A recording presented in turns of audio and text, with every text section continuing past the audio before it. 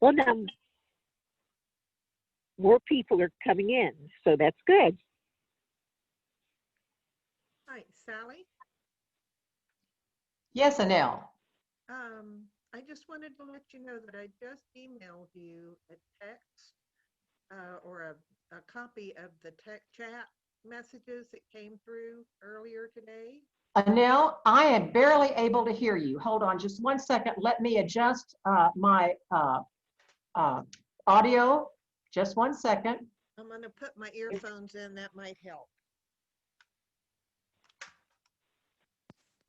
Yeah, I could not hear you very well either. So that's good that you're making adjustments. Yeah, because Ann is blasting me out, but I can't hear you.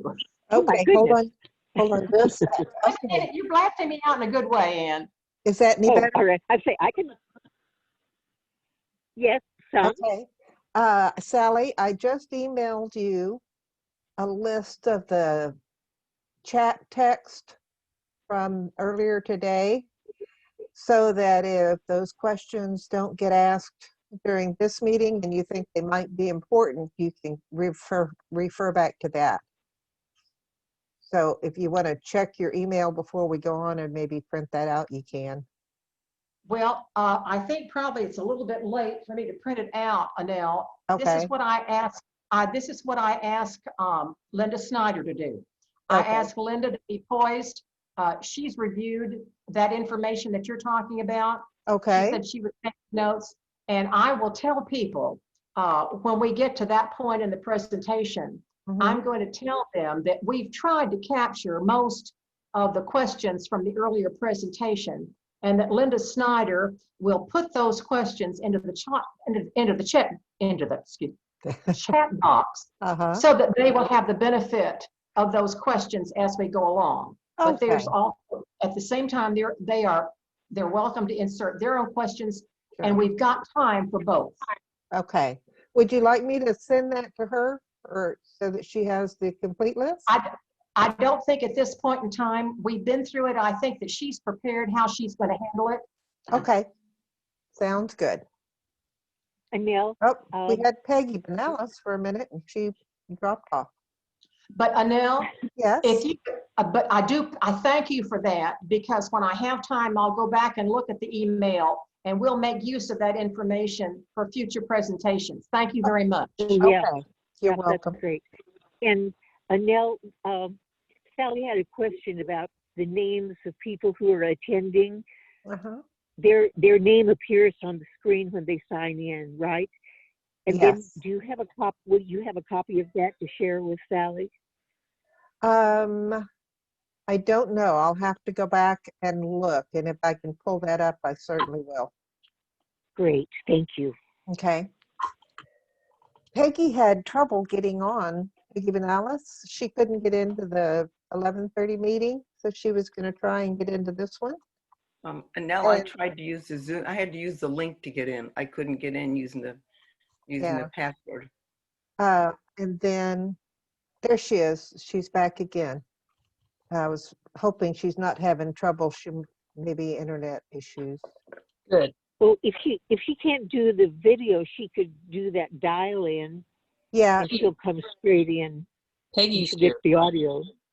Peggy? Peggy's on. Yeah. Peggy Benalis, can you hear me? No. Hopefully all of her stuff will show up soon. Her video's not on, but her name is on there.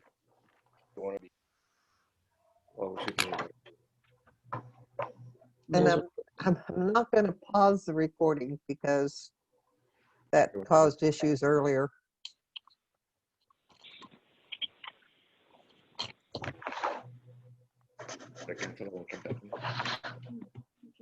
I do have the text from the earlier meeting, if that would help. I bet it will at some point. Mm-hmm.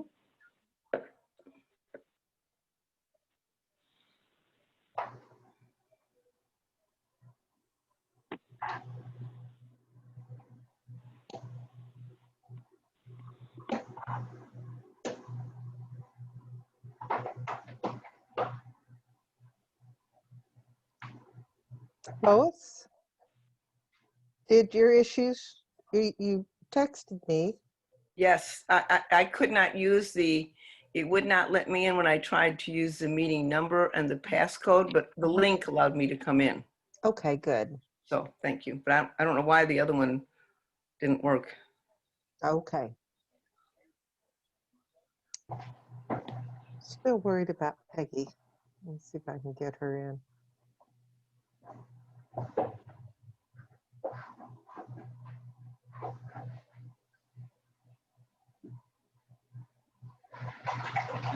I'm using my husband's. I couldn't do it on mine.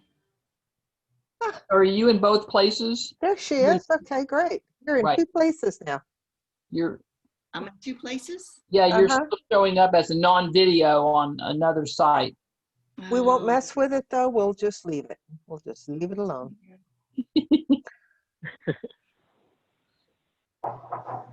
Peggy Vinales, I'm so glad you're here. Thank you for being here. Well, I tried to come in early at the 11:30 meeting, and I just couldn't get in. My computer is just not cooperating with me. So I'm on my husband. Well, I can't explain it, but I certainly understand how that works, how that happened. So, Well, I was calling everybody. Hello, hello, can you do this? Poor Annelle. yes, exactly. Julie is having technical difficulties. Oh, It's okay. My other one went off. So Okay, there you go. I need to check my email, so just a moment.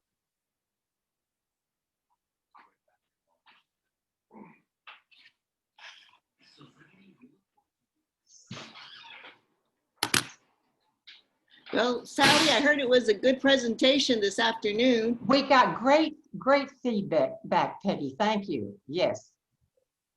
Good, good. As a matter of fact, I offered the link to a friend of mine, and she got on. She didn't do the video; she just did the audio. But she said it was a very Great. good presentation. I'm so glad to hear that. Yes. So she had better luck than I did.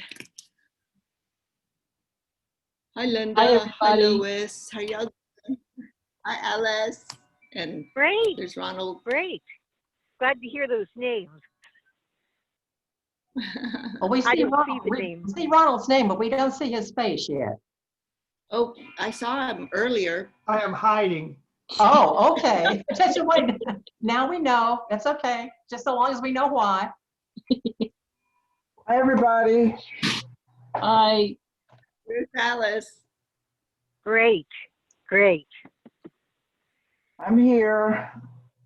Well, Alice, your group did a wonderful job with the Martin Luther King program the other day, you know, and I enjoyed being on the program and also, you know, seeing you there and so forth. Yes, good. She's right here, and she's a spokesperson. So that was great recognition for you too. Thank you. I really enjoyed that. That was awesome. Some of these Zooms and video presentations are really getting to be top of the line stuff. Yes, yes. Well, really- and I think Yvonne and the others have learned to work with the system. They've had some experience now, so it went much smoother than a year ago when we were all struggling along, making things work, trying to make them work. Yes, Mm-hmm.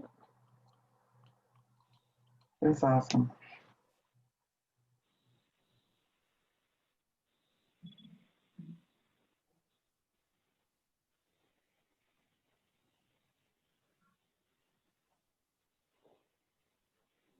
Am I the only one that had to use the link to come in?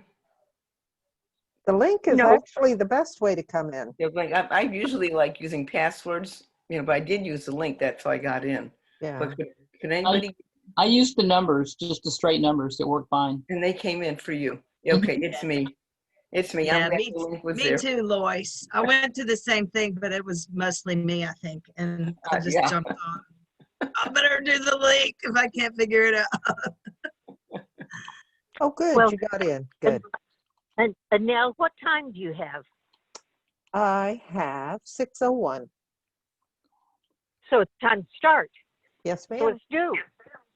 Ladies and gentlemen, we are delighted you could be with us tonight. We are in store for a great presentation. This has been 5 years in preparation, has undergone a variety of revisions, and I believe you will enjoy the presentation significantly, and you will find many ways to apply it to make our community more viable. Before we get started and I turn the program over to Julie, who is our program chair, I want to give some homage to Martin Luther King and all who celebrated his birthday in such a dignified and peaceable and nonviolent way. The local group as well as other groups across the country have just done yeoman's work to make this a program that would appeal to all people across the country.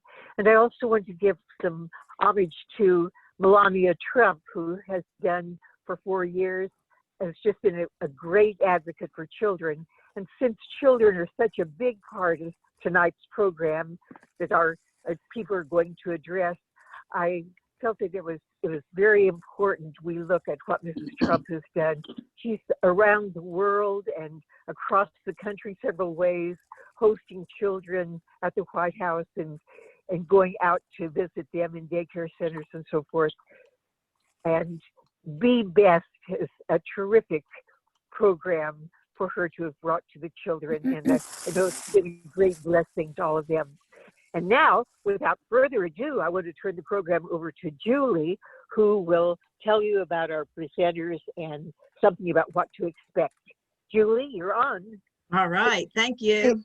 I'm sorry, Julie, before you That's begin, okay. would everyone who is not presenting as part of it, who is a guest, please mute yourself. We had a lot of issues with background noises while the presentation was going on before. So if you would please, if you are not speaking, mute yourself.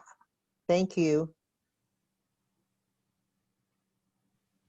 And give everybody time to do that. Thank you for reminding everyone, and thank you everyone for being here. We are so happy that you joined us tonight as we move the study that was authorized by the board in 2016. It's a study titled The Potential for Lead in Drinking Water. And we are now moving it through our league consensus process. That's quite exciting too, so I want to take a minute and tell you about that in case you're not aware of it. Our process has acquired a solid reputation for its in-depth and unbiased exploration of an issue, which is then submitted to its grassroots membership for an informed discussion. Consensus or concurrence of the members on various aspects of this issue results in a league program position. So thank you for making that happen. Tonight, we're going to hear about our facts and issues. We are so lucky to have our study committee that worked so hard, many of you are on the call, in our chair, and one of our technical advisors. Our chair, Sally Ferris, and our technical advisor, Ronald Schiller, will be presenting the facts and issues tonight. Sally is a lawyer and attorney and earned her Juris Doctorate at St. Mary's University. She is also a consummate public servant. She is a graduate from the first class of the Leadership Corpus Christi in 1973.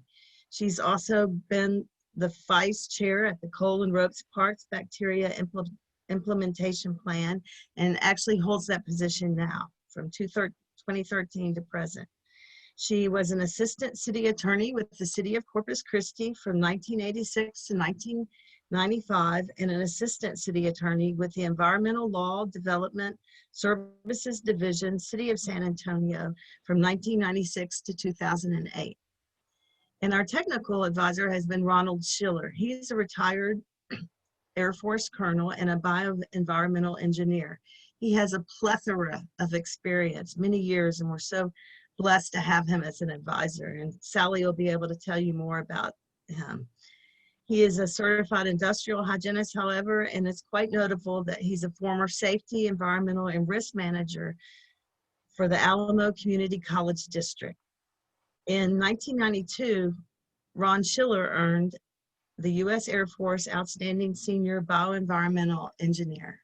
Thank you all so much for joining us here tonight. And you can see our facts and issues will be quite wonderful. Sally? I'm on. Well, welcome, members and guests, welcome. If you're not already a member of the League of Women Voters, we hope this presentation will inspire you to become one, or simply join us again for a future meeting. We can thank committee members for helping to make this presentation possible and for helping to make the study possible. And those folks are Teresa Carrillo, Ruth Falk, Dr. Mary Jane Garza, Dr. Teresa Klein, Dr. Jim Klein, Linda Sinclair, Judy Telge, with input assistance from Peggy Duran and Dr. Jose Miguel Duran. In defense of democracy, the League has an awesome history in the realms of public health and resource protection. What we talk about today will lead to a consensus event this spring for our local league. You are a part of the consensus. So this presentation is intended to help you explore the outcome of a study called Potential for Lead Contamination in Our Community's Drinking Water. Our board commissioned the study in 2016 when lead poison was high on the national agenda. This is our own local league's inquiry that took 4 years to find lead poisoned children in neighboring zip codes. We found that approximately 55 children a year are being added to lead poison rolls throughout Corpus Christi and Nueces County. Let me repeat that. About 55 children become lead poisoned in Nueces County every year. And there is no recovery from the cognitive disabilities of lead poison. These are yearly cases that our own public health district didn't know about. We've discovered practical steps that we can take to reduce lead exposure and came to understand that the most vulnerable among us are infants, children, and women who may be pregnant or nursing. These vulnerable populations will be talked about in more detail during the presentation.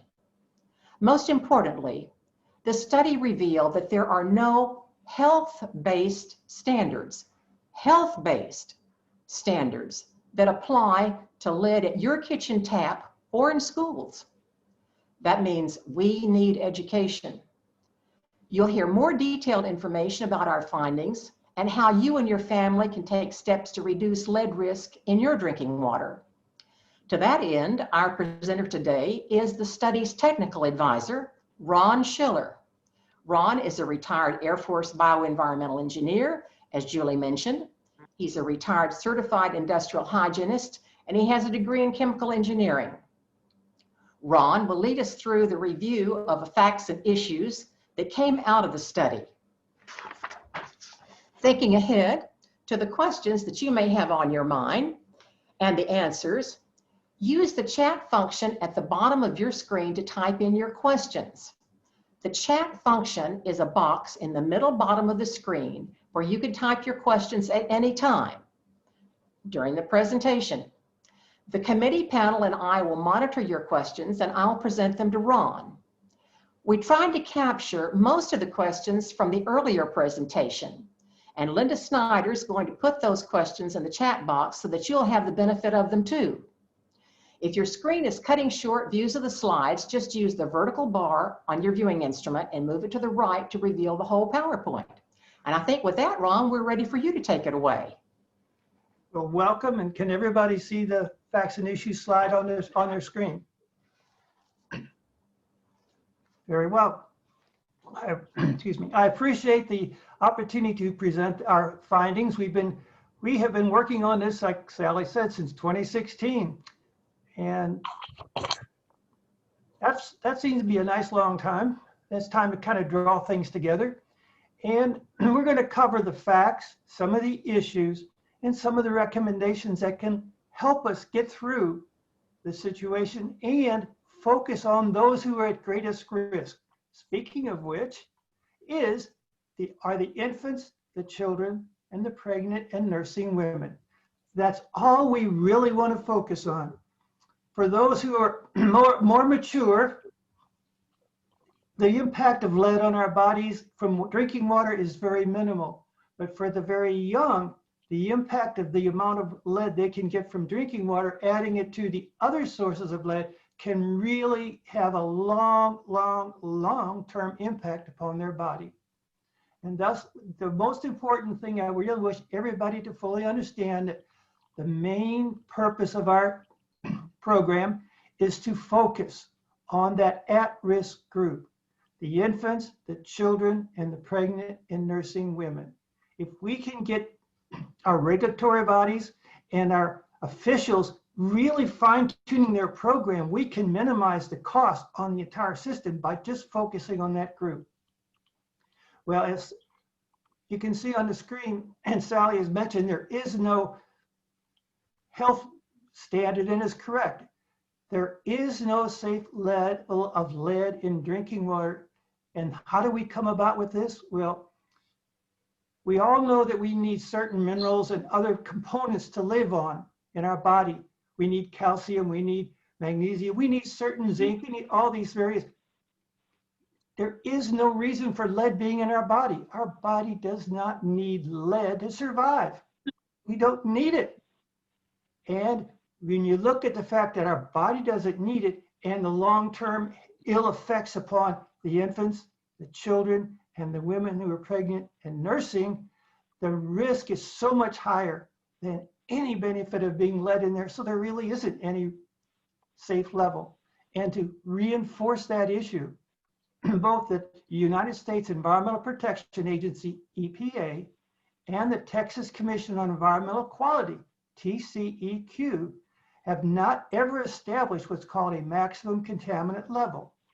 That is a health-based level in which they look at all the data and determine what would be a max level of a contaminant in the water, and they set that level.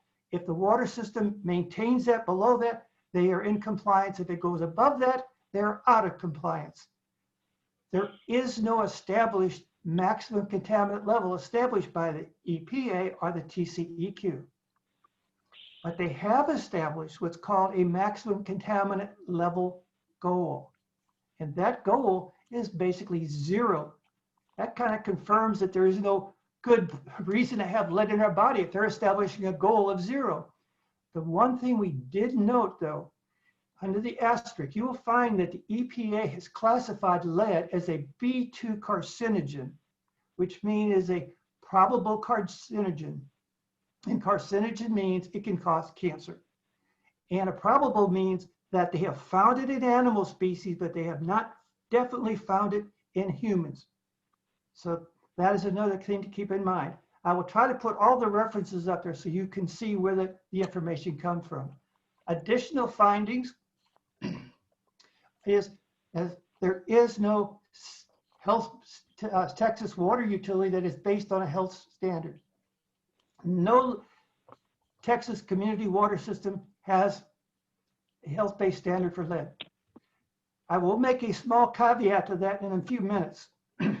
Their maximum level, there is no reason, there is no level established in any of the regulations. Remember, there is no maximum level. You can have 20, 50, 100, or 395 parts per million coming out of your faucet, and there is no penalty against any system. There is no requirement to have a maximum level. However, the standards do call for what's called an action level, and it is not health-based. It is statistically based on various elements that a water system should do to minimize the impact on the population, but not protect the population. And like it says, if they do follow these specific actions, they are in compliance.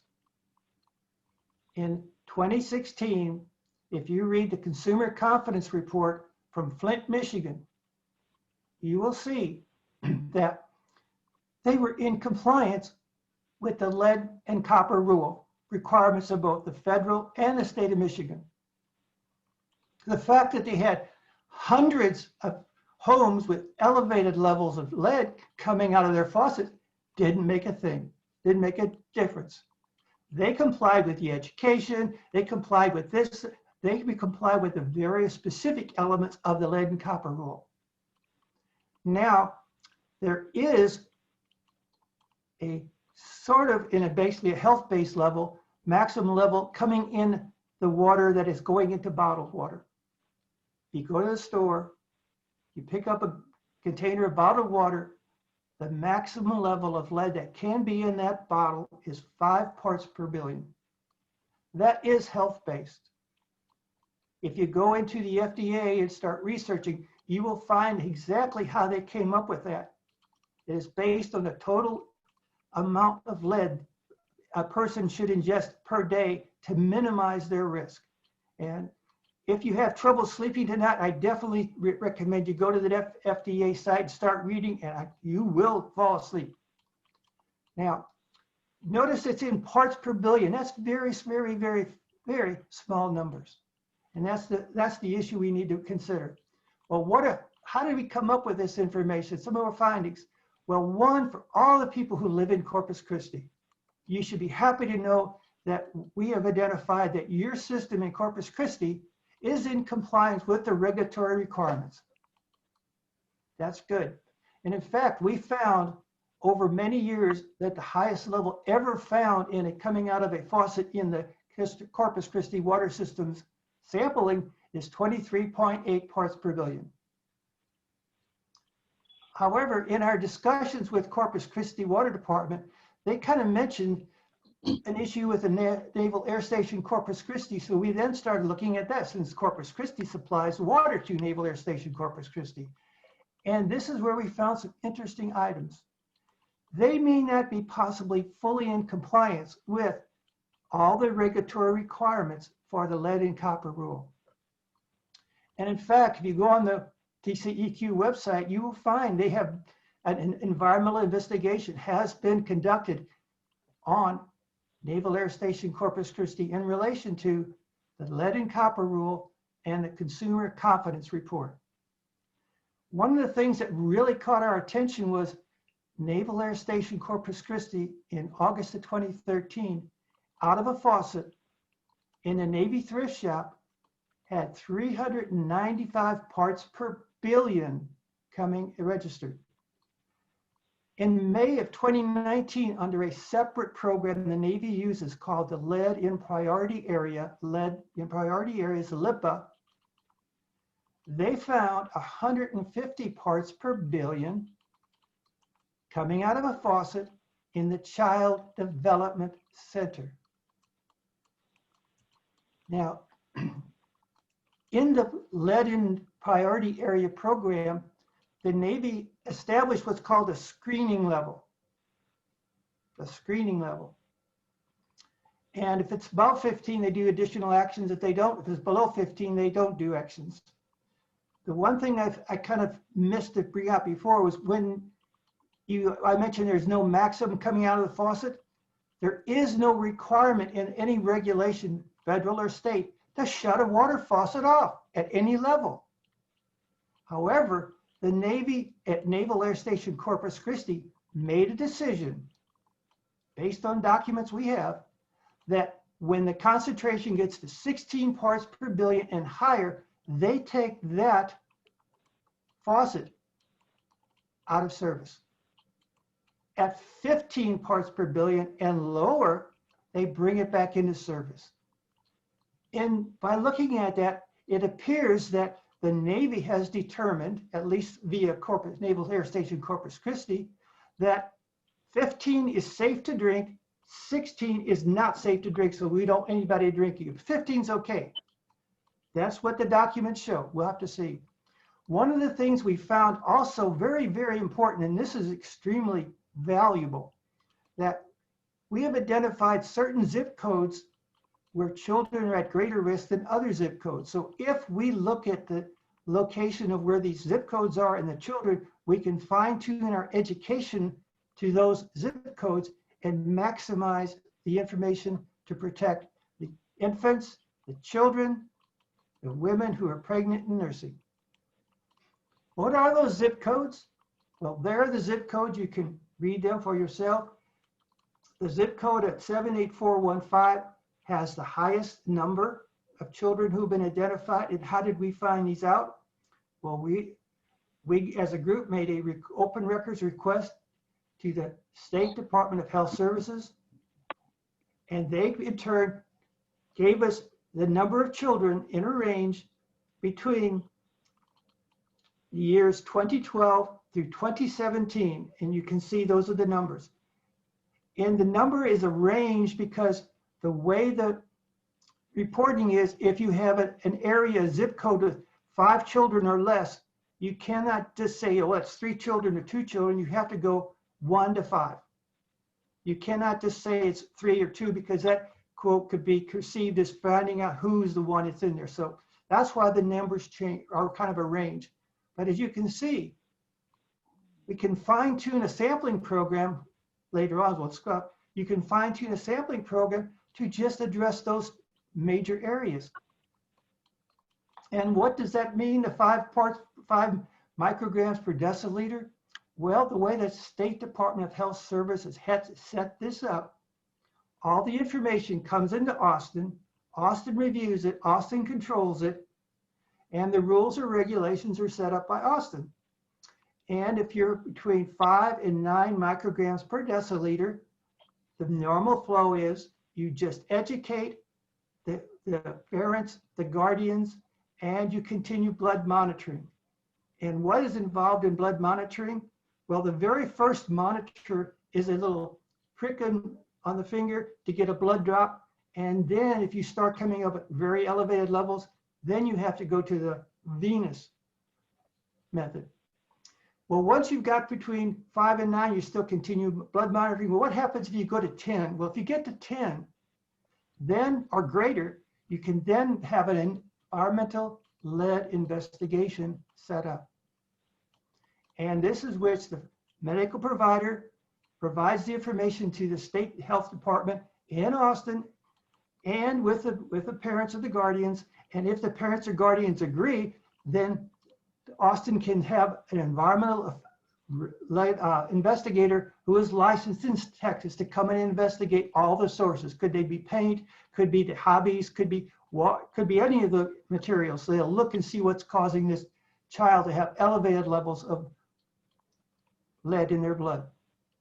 Well, what we did was, in the information we received on children from 0 to 5 years old and had a blood lead level greater than 5 micrograms per deciliter, which is the level of concern.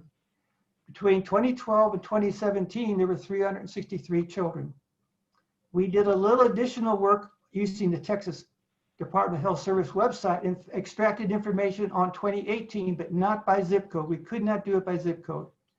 And we found there were more children. So from 2012 through 2018, 401 children were officially identified as having blood lead levels greater than 5 micrograms per deciliter, which is the level of concern. That averages out to be roughly 55 children being lead poisoned per year. One of the things we also discovered was infants can receive 40 to 50% of the lead from formula being in the water can be absorbed. I mean, and that's why I keep saying infants first, because think about it.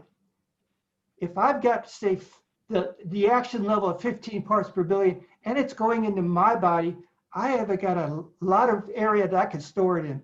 But just think of a small infant.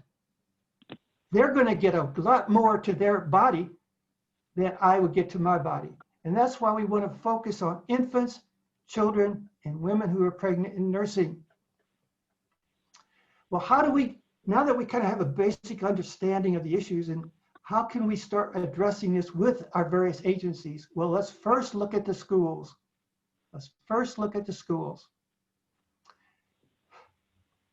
there is a program by the Environmental Protection Agency, and the TCQ also kind of has a very similar, if not the same program, called the 3T program. That is train, test, and take action. One of the things the program mentions is to flush the water lines that'll be used for drinking or cooking purposes every day. Thus, you've minimized the potential of any lead being built up overnight that would still then immediately go into the student. The school should work with the water system to be notified of when a burnout or disinfectant changes occur. And what does that really mean? Well, I've understood that down in Corpus Christi, you've had some incidences where you had to boil your water because there was bacteriological growth in there or biofilm form. And to get rid of that bacterial growth that's in the system, they change disinfectants. When you change disinfectant, you will change the pH.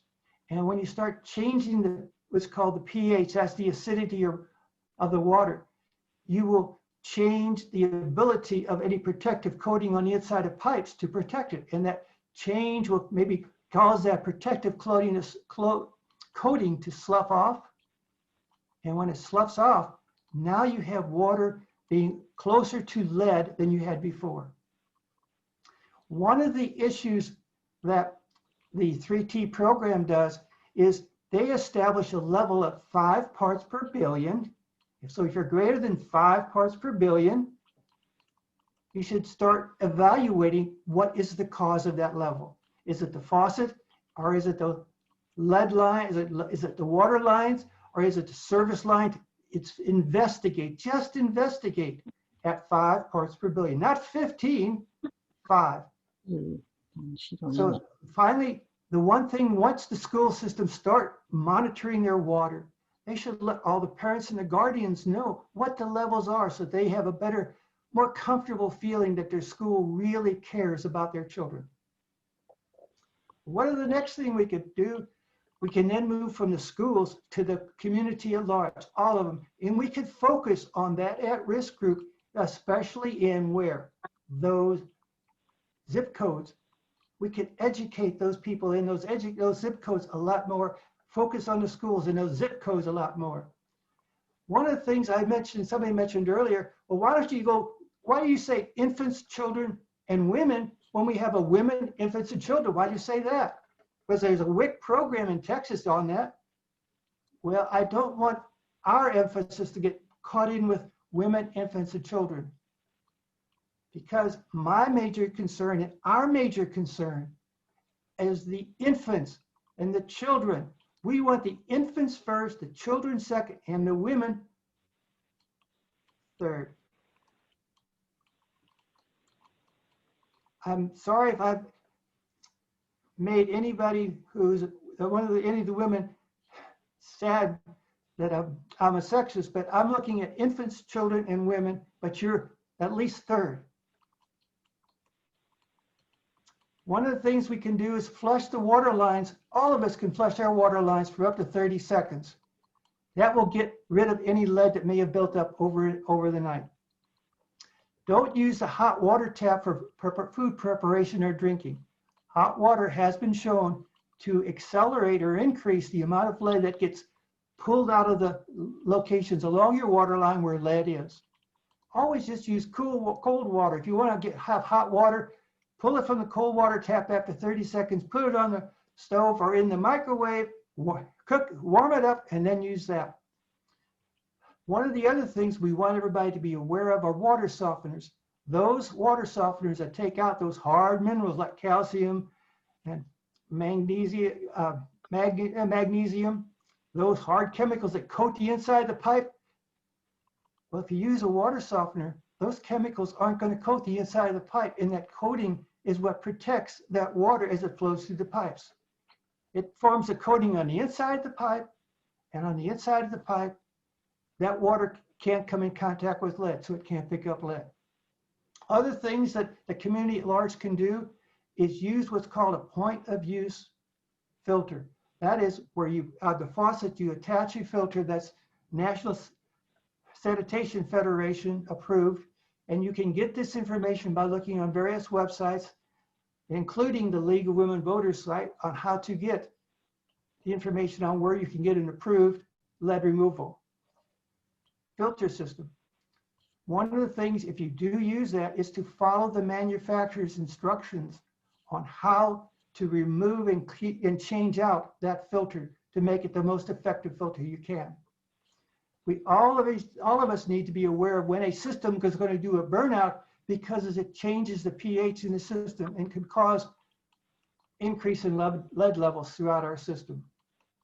And from all of us, the guardians, the parents should know if their zip code is in that elevated group, and then if they are, take additional actions, especially going to probably a point of use filter. We all don't need to do it, but just that at-risk group, which are the infants, the children, and the women.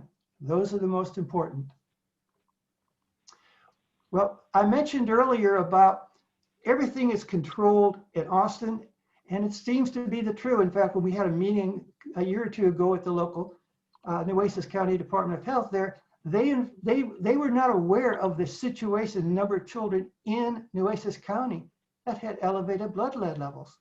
It's because everything is held close up in Austin.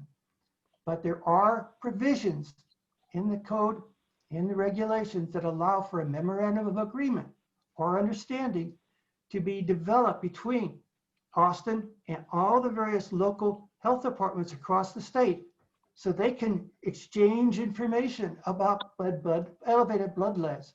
And this becomes extremely important so that the local health department knows they can work and focus their education on those areas.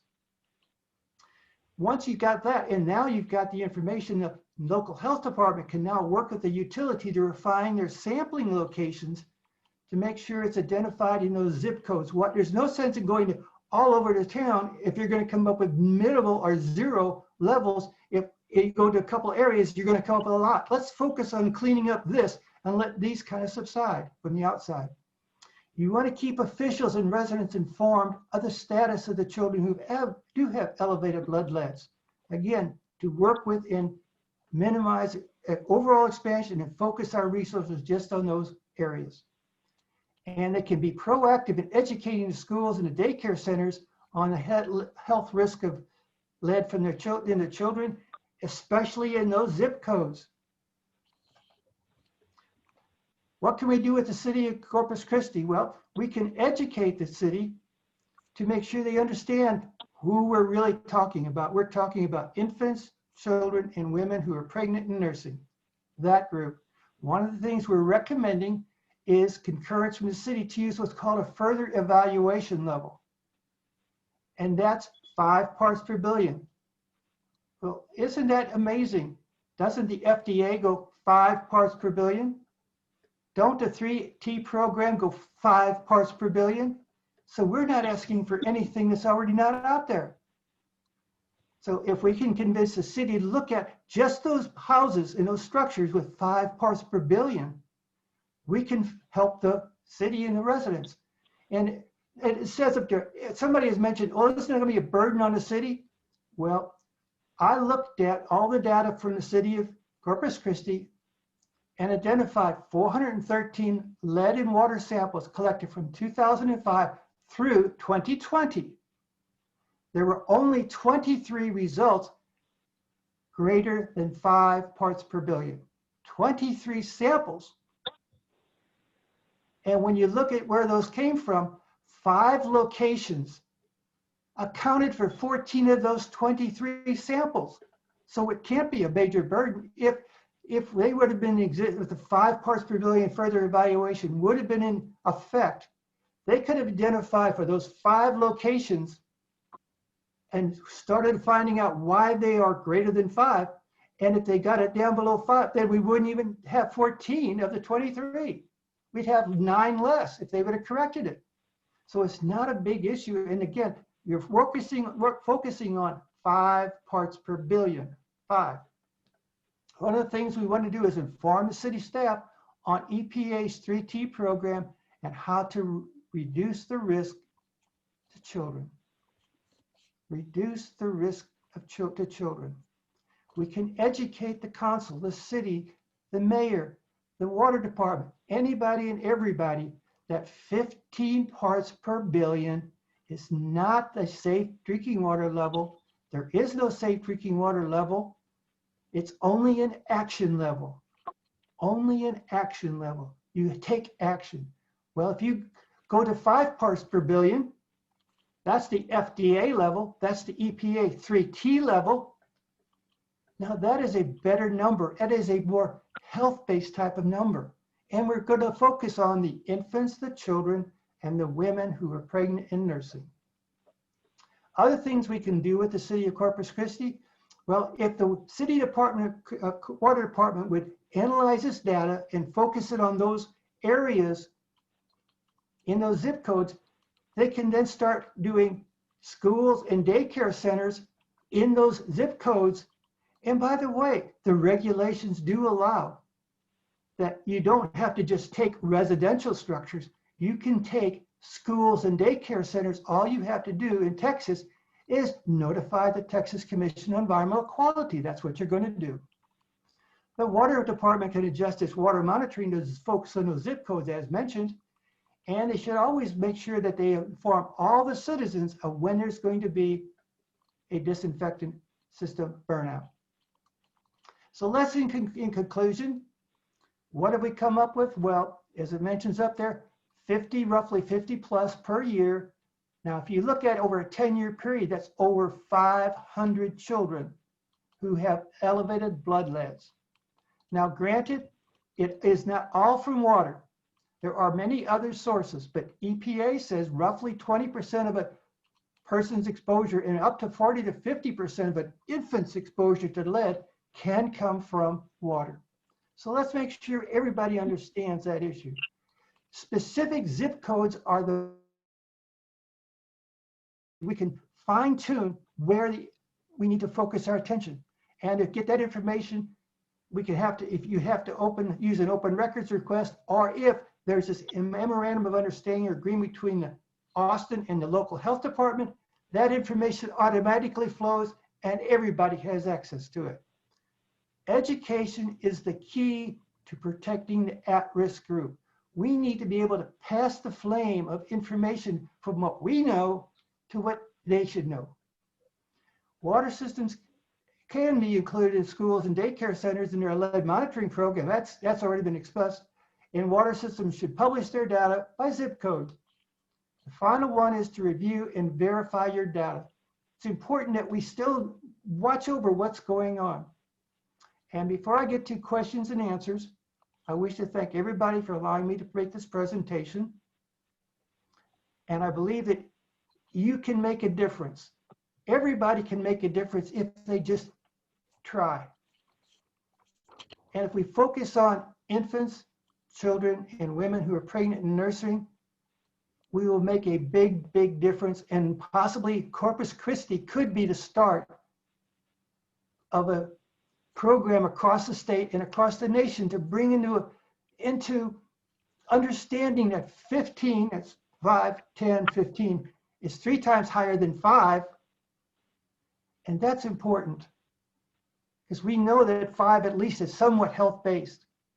15 isn't health-based at all. And now I would like to open it up to questions.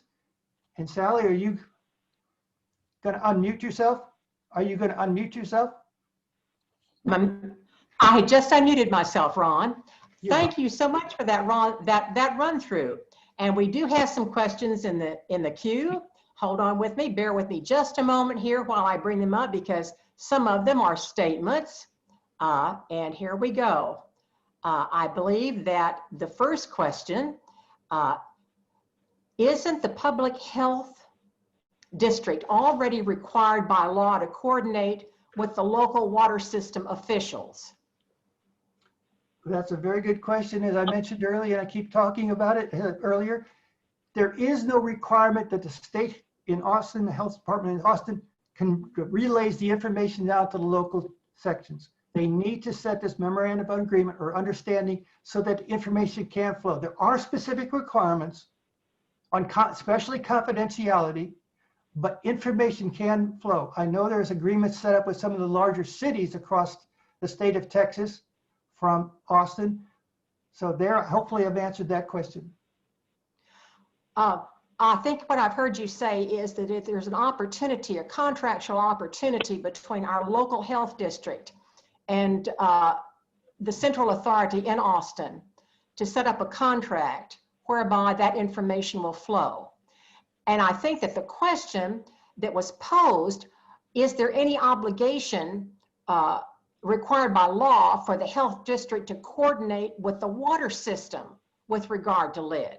And I think that you've answered no, that there is not a similar legal requirement for the public health district to coordinate with the water system on matters of lead. Yes. Where the you're law correct. is concerned. Yes, you are absolutely correct. And you have made what I said into a very nice statement. You suggest the city should go further. You suggest the city should do further valuations, for 5 parts per billion. But wouldn't that be an added burden on the city and too expensive for them to do? I don't believe it would. If you look at this slide, they had 413 lead samples taken from 205 to 220, and only 23 of the 413 had elevated levels above 5. That's not a big burden. Okay. Next question. How do parents find their zip code information to find out if children in their area have elevated blood lead levels? And I think, Ron, this question may have come up because we got our information through open records requests, and most parents don't do open records requests. Could you elaborate on that a little bit? That's a very good point, and you're right. We obtained our information by dealing directly with the State Department of Health Services. There is a gentleman up there named Mr. Smith who is extremely helpful in providing this information to us. But we did have to make an official formal request. Now, if there is a memorandum of understanding or agreement between the central and the local, then this information can flow and can be readily accessible at the local level.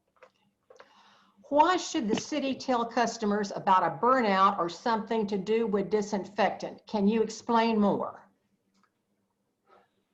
When a city does a burnout, that is to get rid of that biofilm that is formed, and they need to change disinfectants like going from chloramine, which is normally what is used, and that's just their way of disinfecting the lines, to a free available, more energetic, so to speak, level of chlorine. That will cause the level of the pH in the water to change, and that'll kill the bacteria for sure, but it also changes the chemistry on the coating of the pipes, and it can cause the coatings on the pipe to kind of break off or leach off, and now you've got water in direct contact with pipe that may have lead in it, and that will cause lead to leach out faster. Can you talk more about the environmental investigation process concerning children with elevated blood lead levels? Once it gets to greater than 10 parts per billion, there are forms to be filled out. And once the form is filled out between the medical provider and the parent or the guardian, the information is then sent to Austin. But first, the parent or guardian must agree that they want someone to come into their structure and look at their house and determine, or their residence, their residence, and determine what the source of lead is. If they do not agree, then the paperwork still goes to Austin, but no environmental lead investigator is contacted. The investigator doesn't go to the house. They just put it on the books as needing investigation. In the previous presentation, Ron, it was pointed out that that environmental investigation does not include water on the checklist. And a question came in, why isn't water included in the environmental lead investigation? Very good point. There is a very small section on the Texas form that discusses water. But the question is, does the water meet standards or does it exceed standards? Well, there is no health-based standard, so how can you make a determination? What they do is they're talking to an environmental lead investigator. They went through a course to get certified as an environmental lead investigator to practice in the state of Texas. The coursework they're provided does talk about water as a source, but they don't say to investigate it unless the owner of the residence or the property wants you to test their water. Other than that, you look at lead in food, you look at lead in recreational areas, you look at lead paint, you look at other sources only. And so most the investigators I've talked to do not even talk about water because they're so focused on lead paint and other activities that involve lead. After a new lead and copper rule just came out, some critics filed a lawsuit against EPA. Why are they criticizing the new rule? That is an excellent question. I was one of the commentators of many thousands who commented on the lead and copper rule revisions. The lead and copper rule revisions do require schools to be included in the water sampling program. However, it's once every 5 years. Therefore, if you've got 5 schools in your area, you only have to sample 1 every year. And that way you finish all 5 in 5 years.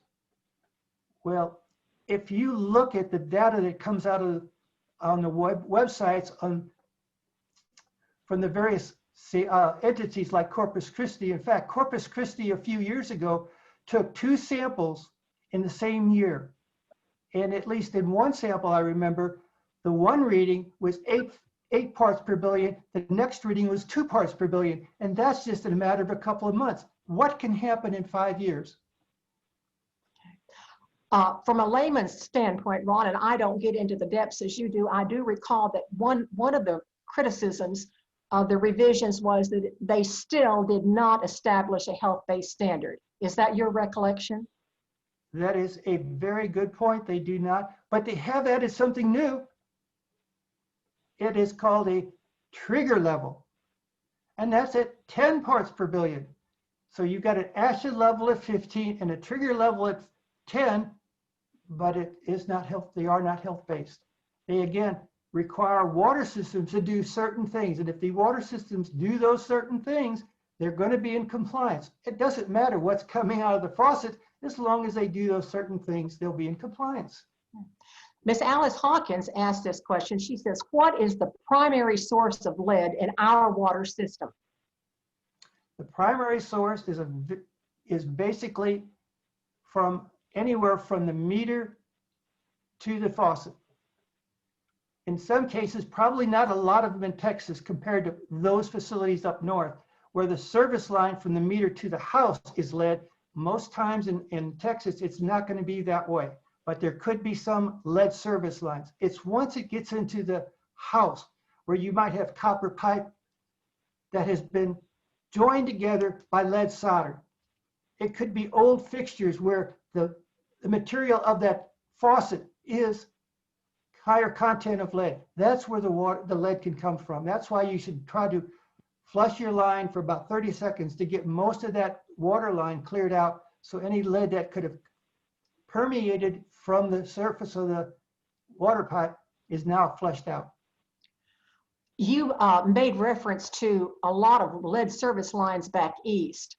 Are you aware, and I think that you are, our facts and issues and our basic research found through open records requests that the city of Corpus Christi had not yet completed the first lead survey line that, the first survey of lead lines, which is an inventory of lead lines that was first supposed to have been completed in 1997.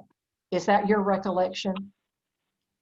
I will defer to that. You are more familiar with that since I have not lived in Corpus Christi, and you did all the great work on that. I will defer to your answer that there's probably not that there, but I will say this.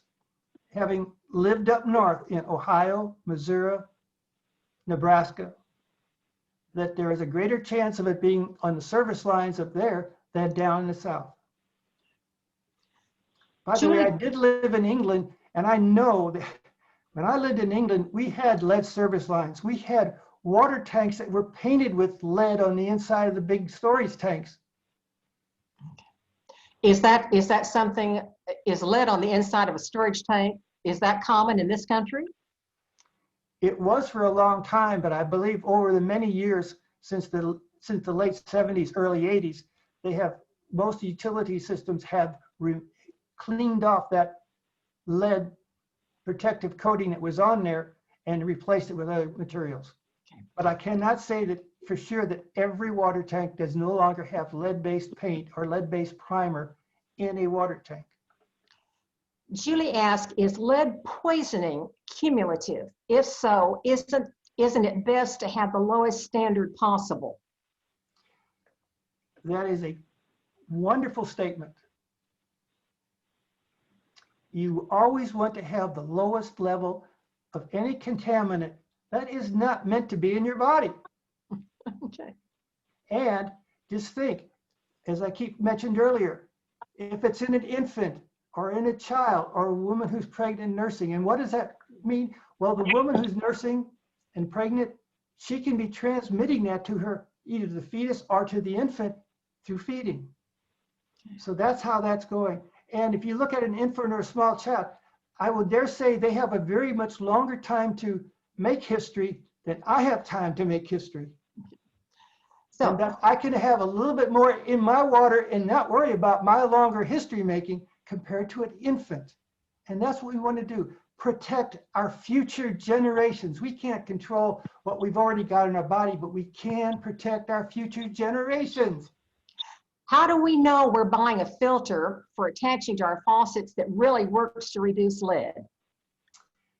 I believe there's a, isn't there in the one of the documents that you created there, we all created and you put on the League of Women Voters, isn't there a point where you can go and find that information? Our Facts and Issues has a link to the EPA website. I think it says tools for determining effective POU, that means point of use filters. So if you go to that EPA website, follow the link that we put into the Facts and Issues, you will get that approved, I say approved, with some uncertainty, that list of faucet filters that EPA thinks are effective. Going on to the next question, I think Julie asked, who or what event prompts testing of lead in children? What a prompt, okay. One, if you're part of the Women and Infants Children on Medicaid, you automatically are enrolled in a lead monitoring program and your child will be checked. So it's supposed to be checked at 12 months and 24 months.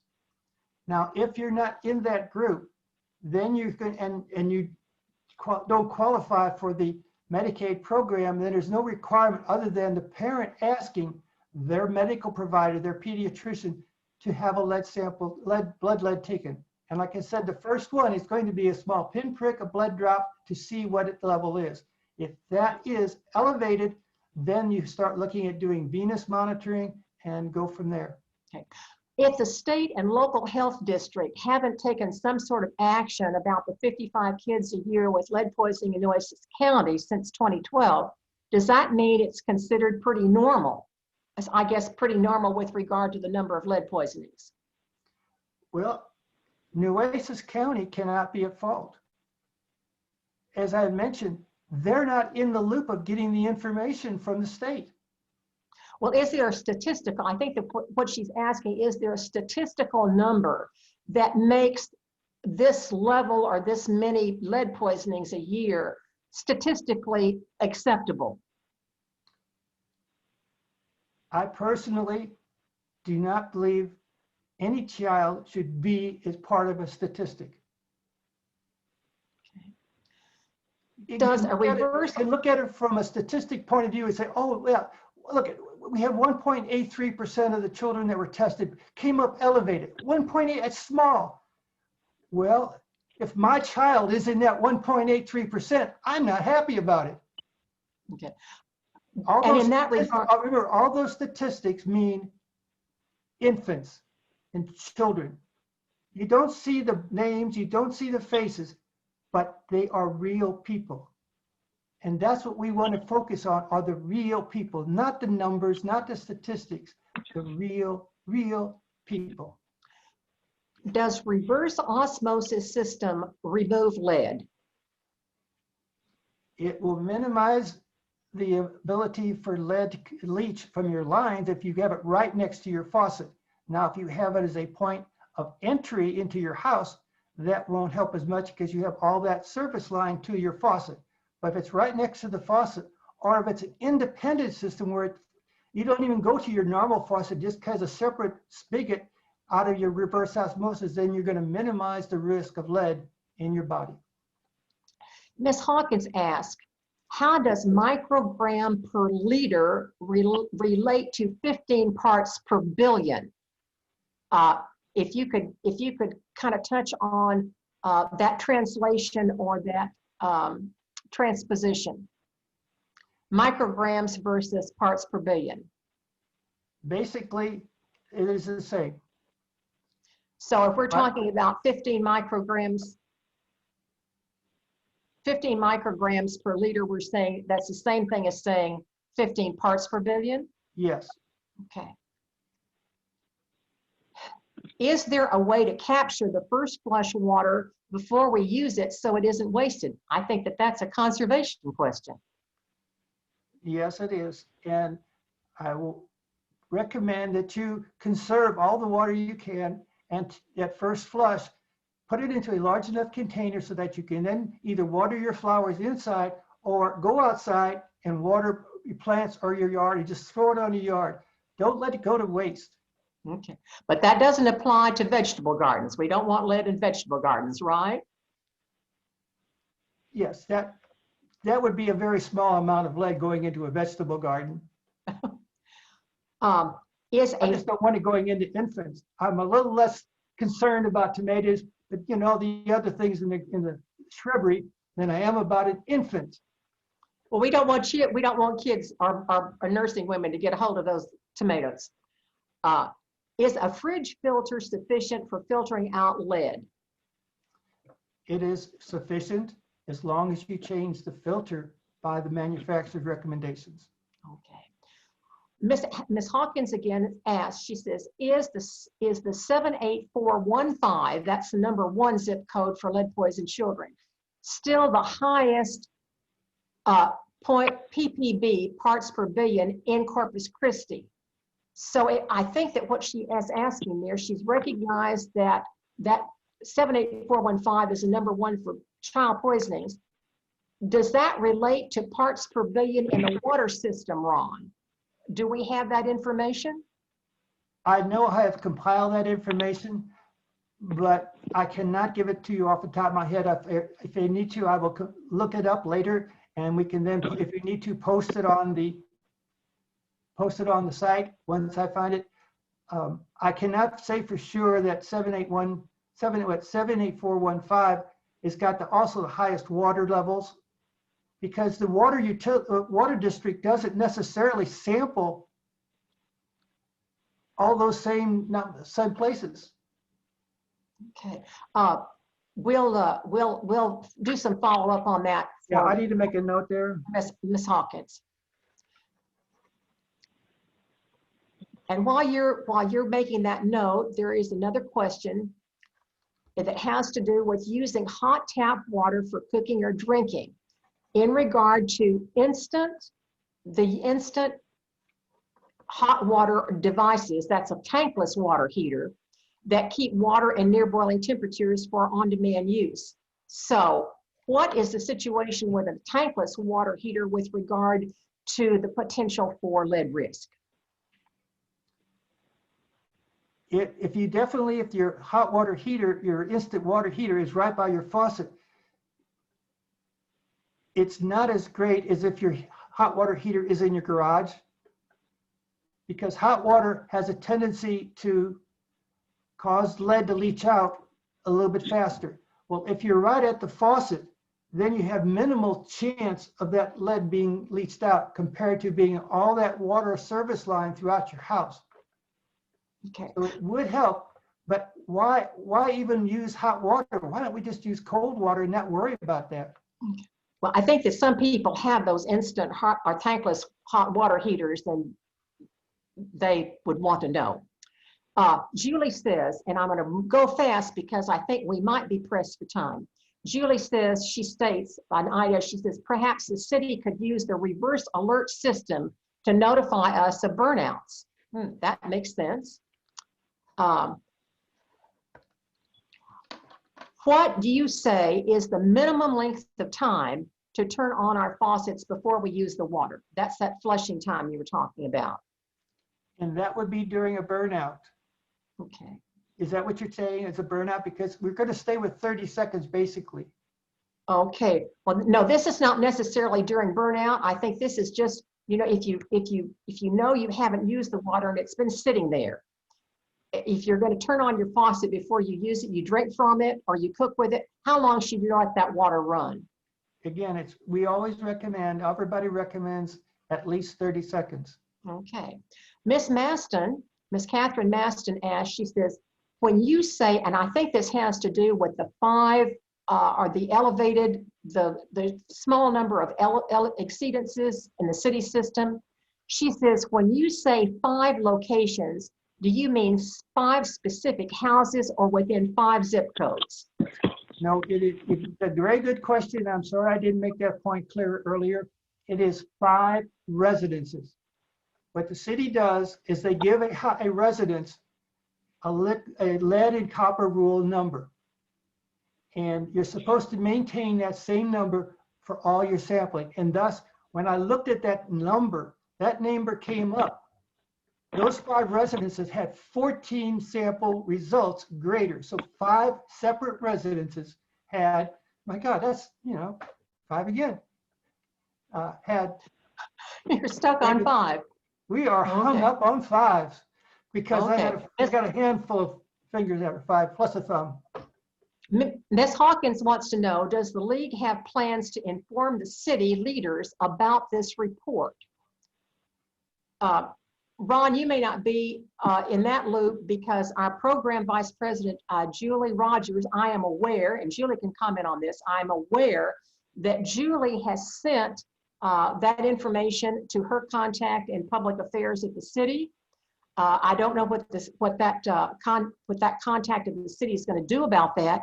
And then it will be probably up to the league's policymakers to determine how much more communication or collaboration there is with the city leaders. And that's my answer. And Julie might have something to add to that at the closing. Next question. You gave a list of options for the local health district. That's the city's health department. So what's the problem? Doesn't our local health district run the lead poison program for our community? Well, it basically, again, is held mainly in tow at the headquarters in Austin. And Okay. unless you have this memorandum of agreement or understanding, there's no information flow down to the local health districts across the state of Texas. It's just not to Nueces, it's across the state of Texas, unless there is an agreement or understanding between the Austin and the local to exchange information. And it all deals with, it's mainly geared to maintaining confidentiality of information on specific children. Ms. Alice Hawkins tells us, as a CCISD board member, how can I be of assistance to get this information to the locations and schools that are most affected by this situation? Would you like for me to repeat that question, Ron? Ms. Hawkins says that as a school board member, how can she be of assistance to get this information to the locations and schools that are most affected by this situation?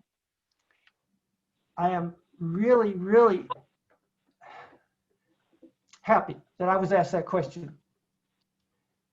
The school board members can become aware of let me get back to questions in there. Back to the 3T program, and there are very good elements in there. And if you're in a school that is a little older, then you're at a greater risk. If you're in a brand new school and you're in a high school, you have minimal risk compared to an elementary school or kindergarten or pre-kindergarten location that falls from between 1950 to 1980.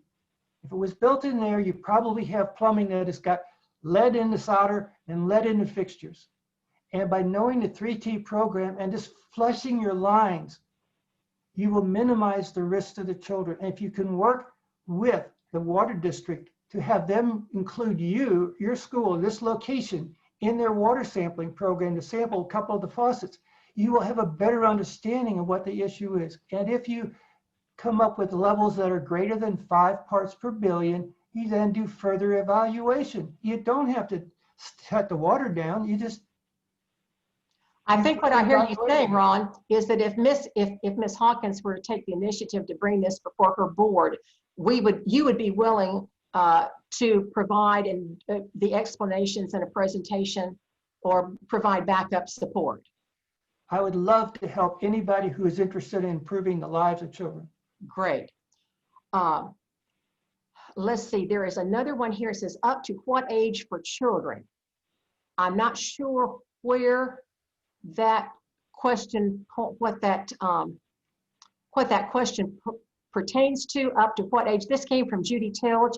Judy, if you could, at the bottom, give us a little bit more information about where you want to fit that question in. Sally, Lois Huff. I can maybe answer that question. Okay. Back in the 1980s and 1990s, the emphasis was on children. In fact, if you look in the regulations right now, you'll notice there's a demarcation at 6 years and younger and 7 years and older. And back in the 80s and 90s, when we were changing out all these chilled water drinking water fountains, again, we were focusing on, if you're above 7, you're a little bit less risk than if you're below 7. And that has to do with your body weight and the mass that you are. Obviously, the smaller you are and the younger you are, the greater your risk to have of lead being accumulated in your body for a long-term problem later on in life. Lois Huff asks, why is lead level testing not required for all infants and young children? I cannot give you an answer because I just know that the state has set it up for the individuals who are on the Medicaid program. Because that's who they fund that program. I don't know other things. Speaking as a grandmother, if you live in one of those zip codes that are elevated, then you, as a parent or guardian, you should take that event. If you live in a brand new house with no known lead sources, then you probably don't. And it's about the best way to do it is just know where you live. In a newer house, probably not. In an older house, more than you probably should. Have the child with a blood test, and it's not that hard. Linda makes a statement here. She says, as previously mentioned, the league website has a link for identifying certified drinking water filters that reduce lead. Okay, and then she's reminded us, go to the EPA government website. Okay. Sylvia Campos, thanks Lois for that question. Here's another. What is the difference between a lead reduction drinking water filter and a particulate reduction drinking water filter? And is there one filter that does both?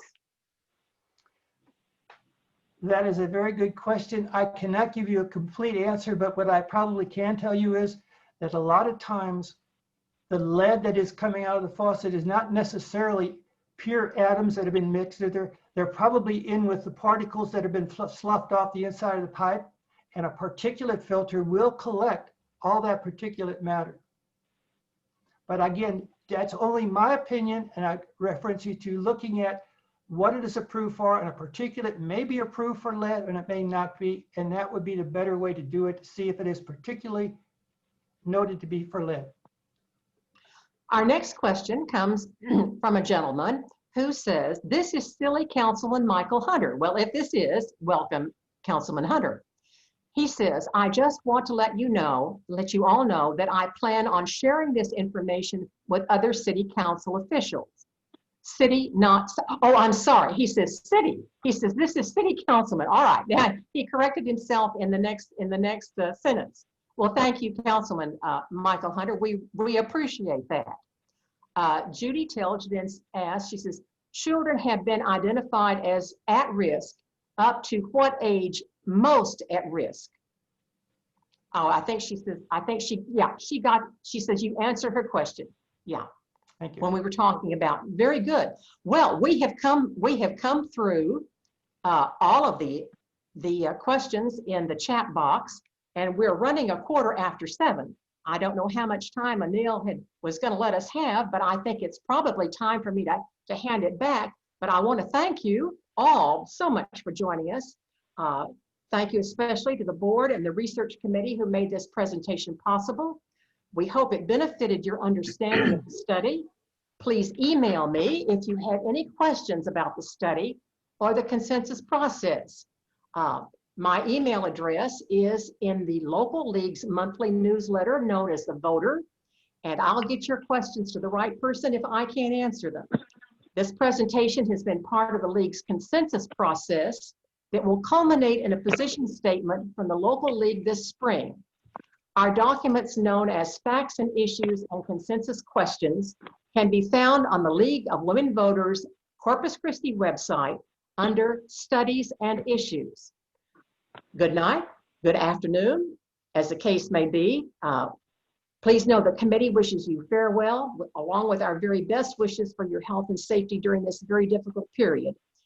And this ends our second presentation for the day, and we simply can't thank you enough for coming. Sally? Yes. I would like to add one more thing. You did a fantastic job on providing all that information. Anybody has a question, again, send them to Sally. And I would like to thank you all for allowing me the opportunity to provide some information on infants, children, and women who are pregnant and nursing. Those are the at-risk groups that we all want to focus on. And I would be glad to make a presentation to anybody who would like me to make a further presentation at another time with somebody other group. I thank you very much. So back to either our host, Anel Neal, or to Julie. Okay. Whoever picks up the gauntlet. I'm going to pick up a gauntlet. Thank you so much. That was just enlightening as can be. Our next steps in the consensus process, so we can make sure to have as much information as possible, is hearing from the Corpus Christi Water Utilities Department. They'll be joining us in February during our regular day meeting. Gabriel Ramirez, the Assistant Director of Water Quality and Treatment, and Crystal Ibanez, the Water Quality Manager, will get us up to date on the water quality of Corpus Christi. We've noted all along as we published our facts and issues that there have been some improvements to our water system. So we do look forward to hearing that, so we can reach a position on this amazing study. Until then, everything that you've learned today has been approved by the board. It's called Facts and Issues because that's what it is. It's all facts, and you can share that information with anyone. A part of the consensus process is to educate other people. So that's why we were so excited about being able to get this information out. Thank you. I think that's it, unless Anel, President Ann, have anything else to say? Nothing more from Ann. Nothing more Nothing from more me. from Ann. Thank you And, for joining us. Yes, thank you, Anel. You worked double duty today and more. All right. Thank you. Godspeed, Good night. everyone. Thanks, everybody. Good night. Good night.